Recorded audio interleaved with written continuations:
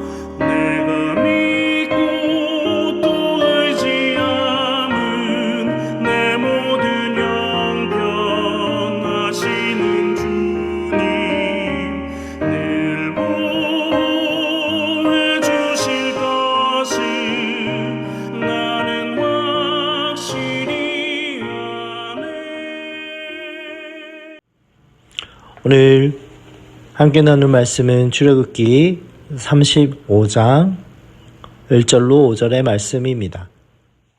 제 35장.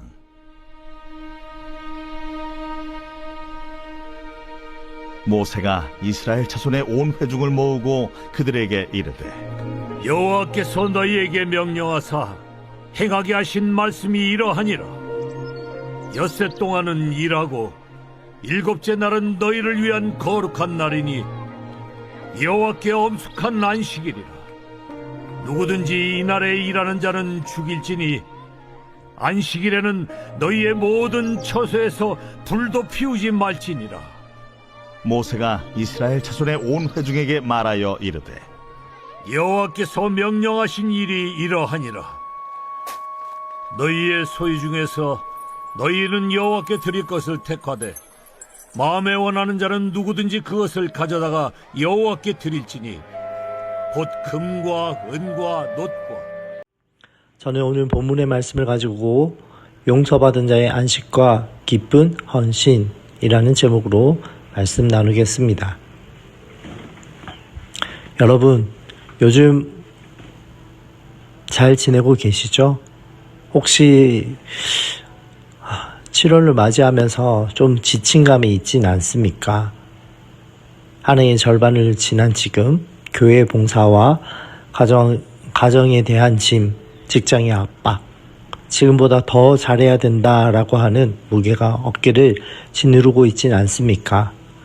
선한 일을 하면서도 무거운 마음이 있고 드러내면서도 정말 기쁘지 않은 늘 우울한 마음이 있습니까?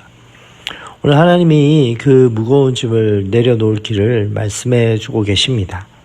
오늘 출애굽기 35장 말씀인데요. 이 말씀은 이스라엘 백성이 성막을 짓기 시작하는 장면이 기록되어 있습니다. 앞서 이 본문에 앞서 32장에서 이스라엘은 금송아지를 만들어 숭배했습니다. 하나님을 정면으로 배신했습니다. 하나님은 진노하셨고 백성은 멸망까지 갔죠. 그러나 하나님께서는 그들을 용서해 주셨습니다. 그리고 34장에 하나님은 다시 언약을 세우시고 두 번째 돌판, 두 번째 언약판을 주셨어요. 그리고 35장이 시작됩니다. 이것이 오늘 35장 말씀의 배경입니다. 이 배경을 통해 우리가 무엇을 발견할 수 있습니까? 바로 용서받은 사람은 쉴 수 있음을 발견할 수 있습니다. 그리고 용서받은 사람은 기쁘게 드릴 수 있는 이유를 말씀을 통해 함께 은혜를 나누고자 합니다. 첫 번째로 우리는 이미 큰 용서를 받았지요. 32장을 기억해 봅시다. 이스라엘이 무슨 일을 했습니까? 모세가 시내의 산에 올라가 있는 동안 금송아지를 만들었습니다. 그리고 절했습니다. 이것은 철저히 애굽의 방식입니다. 눈에 보이는 것을 숭배하는 것. 금송아지를 만들고 그들은 이렇게 외쳤죠. 우리를 애굽에서 인도한 신이다 라고 하나님을 눈앞에 버린 것입니다. 하나님의 진노가 임했습니다. 내가 이 백성을 진멸하겠다. 그러나 모세는 엎드려 기도하였습니다. 하나님께서 긍휼히 베푸셔서 그 기도를 들으시고 34장에 언약을 세우십니다. 그리고 오늘 본문 35장에 성막을 지으라라고 말씀하십니다. 이것이 은혜이지요. 멸망받아 마땅한 자들을 용서해 주시고 하나님을 만나는 집을 짓게 된 자리에 서게 된 것입니다. 사랑하는 여러분, 이 말씀을 대할 때에 우리는 별반 다르지 않은 것을 발견합니다. 우리도 하나님보다 다른 것을 더 사랑하지요. 돈을 사랑하고요. 명예를 사랑하고요. 건강을 사랑하고 자녀를 사랑하고 나 자신을 더 섬깁니다. 그것이 우리의 금송아지입니다. 우리가 멸망한다고 하여서 누가 무엇라 할 수 없습니다. 그러나 이스라엘에게 모세가 있다면 우리에게 예수 그리스도가 계십니다. 모세는 엎드려 기도했지만 예수님은 직접 십자가에 죽으셨습니다. 모세의 중보보다 훨씬 크고 완전한 것입니다. 그 십자가로 우리의 죄가 완전히 용서를 받았습니다. 그뿐 아닙니다. 히브리서 4장 14절에서 16절은 말합니다. 우리에게 큰 대제사장이 있으니 승천하시니 곧 하나님의 아들 예수라. 그러므로 우리는 긍휼하심을 받고 때를 따라 돕는 은혜를 얻기 위하여 은혜의 보좌 앞에 담대히 나아갈 것이니라. 아멘. 예수님은 십자가에 죽으셨을 뿐 아니라 지금 이 순간에도 하나님 우편에서 우리를 위해 기도하시는 대제사장 되십니다. 지금 용서는 과거의 사건으로 끝난 것이 아니라 살아있는 은혜입니다. 오늘 이 새벽 이 은혜에 다시 한번 붙들림 받길 축복합니다. 내가 얼마나 큰 죄인이었는지 우리가 함께 찬양하였듯이 하나님의 은혜로 있을 데 없는 자 왜 사랑하여 주시는지 십자가 예수 그리스도를 다시 한번 꼭 붙드시기 바랍니다. 두 번째로 용서받은 사랑은 잠든 안식을 누립니다. 35장 1절과 2절을 보십시오. 모세가 이스라엘의 온 회중을 모으고 그들에게 이르되 여호와께서 너희에게 명령하신 말씀이 이러하니라. 엿새 동안은 일하고 일곱째 날은 너희를 위하여 거룩한 날이니 여호와께 엄숙한 안식일이니라. 놀랍습니다. 하나님께서 성막을 짓기 전에 안식일을 말씀하셨어요. 거룩한 일을 하기 전에 먼저 쉴 것을 명하신 것입니다. 왜 그렇습니까? 일이 먼저가 아니라 관계가 먼저입니다. 여러분, 안식에 대하여서 제가 지난번 설교 때 이야기 드린 것처럼 안식은 하나님의 뜻 가운데 완전히 머무는 삶, 관계의 완전함을 의미합니다. 그래서요, 이 안식은 게으름이 아니라 하나님을 신뢰한다라는 고백, 하나님께서 우리 가운데에 공급하신다라는 고백이 담겨 있는 것입니다. 그래서 이 안식은 일주일에 한 번 쉬어라 라는 규정이 아닙니다. 히브리서 4장 9절로 10절에 이렇게 말하죠. 그런즉 안식할 때가 하나님의 백성에게 남아있도다. 이미 그의 안식에 들어간 자는 하나님이 자기의 일을 쉬신과 같이 그도 자기의 일을 쉬느니라. 안식일은 그리스도 안에서 완성됩니다. 예수님께서 십자가에서 다 이루셨다라고 하셨을 때에 우리는 스스로 의를 이루는 그러한 모든 수고가 끝났습니다. 참된 안식은 예수 그리스도 안에서 이미 주어진 것입니다. 우리가 지금 누리는 주일 예배와 쉼은 안식된 그곳에서 맛보는 것입니다. 예수님을 보십시오. 이 세상에서 얼마나 분주한 공생의 기간을 가지셨습니까? 병자도 고치시고 귀신도 쫓으시고 천국 복음을 가르치시고, 그러나 예수님의 그 루틴 가운데 반드시 있는 것은 누가복음 5장 16절 말씀에 예수는 물러가사 한적한 곳에서 기도하시니라.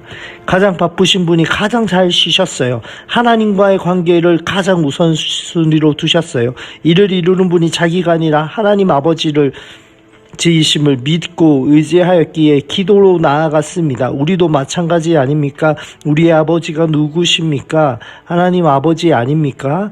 내가 책임을 다해야 된다는 생각이 우리를 지치게 합니다. 그러나 일을 시작하시고 이루시고 모든 과정을 걸음을 이끄시고 인도하시고 다스리시는 분이 우리의 아버지이십니다. 혹시 조바심이 있습니까?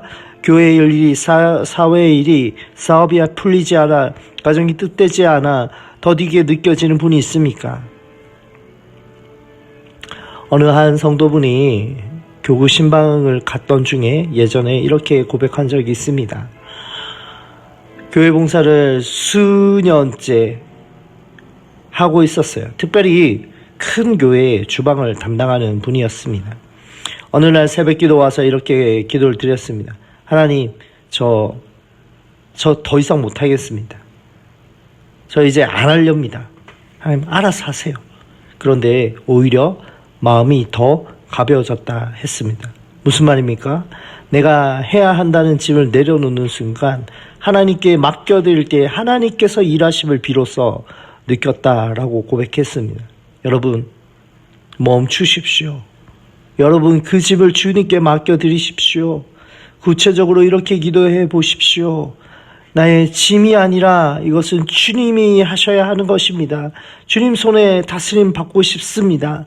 하나님의 뜻이 하늘에서 이루어진 것처럼 땅에서 이루어지게 하여 주옵소서. 이것이 안식의 시작입니다.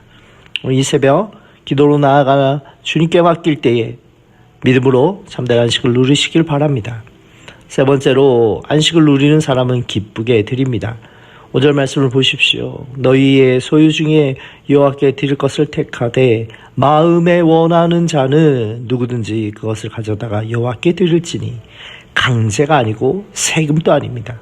마음에 원하는 자, 자원하는 자, 자발적인 헌신입니다. 10절에도 너희 중 마음이 지혜로운 자는 다 와서 여호와께서 명하신 것을 만들지니 일할 사람도 강제로 오라고 하지 않았어요.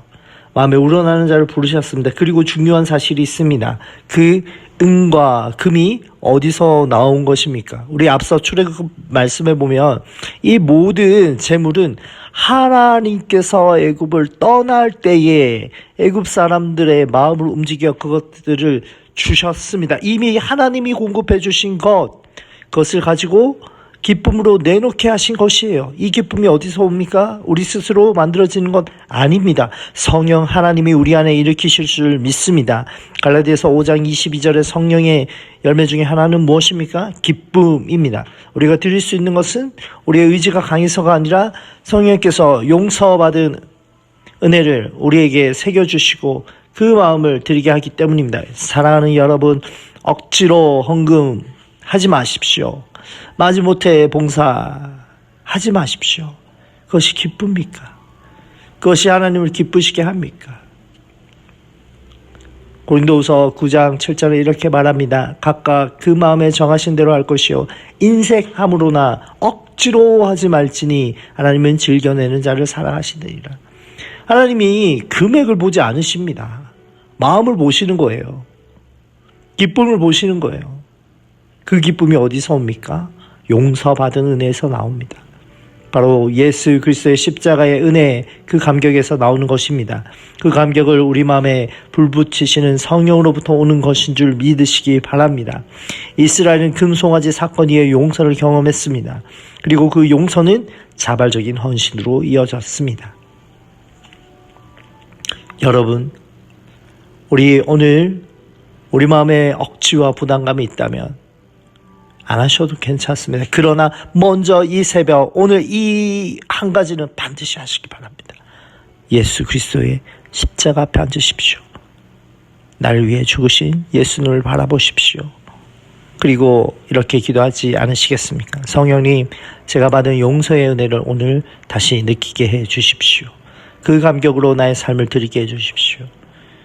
그 용서의 은혜로 말미암아 내가 다시 한번 교세의 자리로, 다시 한번 봉사의 자리로, 다시 한번 즐거이 헌신하는 기쁨, 그 은혜를 누리게 하여 주옵소서.